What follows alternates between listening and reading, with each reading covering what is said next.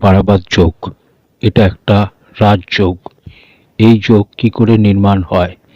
জ্যোতিষশাস্ত্র মতে লগ্নতে চন্দ্রমা হলে, চতুর্থে দেবগুরু বৃহস্পতি হলে, আর দশম ভাবে শুক্র হলে, আর জন্মকুণ্ডলিতে শনিদেব যদি উচ্চ রাশিতে হয় বা স্বরাশিতে হয়, তো এটাকে পারাবাত যোগ বলা হয়।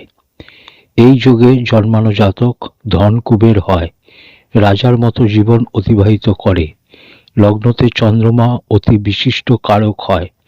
দেবগুরু বৃহস্পতি চতুর্থ ভাবে হলে কালপুরুষের কুণ্ডলী অনুযায়ী চতুর্থ ঘর কর্কট রাশি হয়, আর কর্কট রাশিতে গুরু উচ্চের হয়। দশমে শুক্র হলে গুরু ও শুক্র থেকে চন্দ্রমা কেন্দ্রে হবে আর গজকেশরী যোগ নির্মাণ করবে। এছাড়াও গুরু দৃষ্টি শুক্রর উপর পড়বে, যে শুক্র ঐশ্বর্যর কারক।